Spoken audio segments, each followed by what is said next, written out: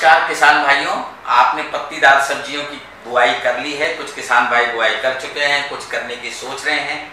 तो मैं आपको विस्तार से वार्ता किया है इसके बारे में कि कौन सी किस्में, कितनी बीज की मात्रा होनी चाहिए, कितने उर्वरक लगाएंगे आप, कितनी दूरी पे बुआई करेंगे और कितनी गहराई में बुआई करेंगे और कब पानी लगाएंगे और कितना पानी देंगे। इन सब बात का बहुत ही आवश्यक होता है कि फसल उसी प्रकार से वृद्धि कर सके।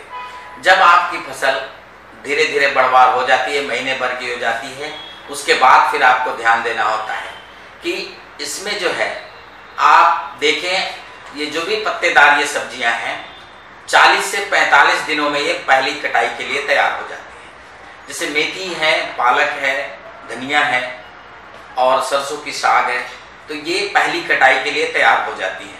लेकिन हमारे कुछ किसान भाई ऐसे हैं जो कटाई नहीं करना चाहते हैं। वो चाहते हैं कि ठीक है 45 से 50 दिन की फसल हुई, हम जड़ सहित पौधे को निकाल करके बाजार में बेच देते हैं और उसके बाद हम कोई और फसल की बुआई कर सकते हैं। ये भी उनके लिए उन्नत है, क्योंकि वो उनके ऊपर निर्भर करता है कि वो किस तरीके की फसल लेना चाहते हैं और क्या लेना चाहते हैं।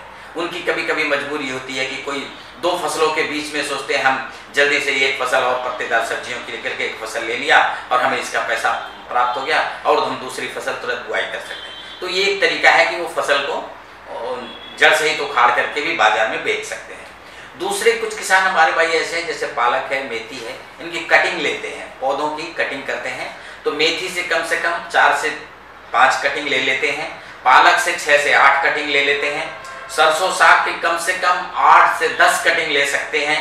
तो और धनिया की 1 से 2 लेते हैं और ज़्यादातर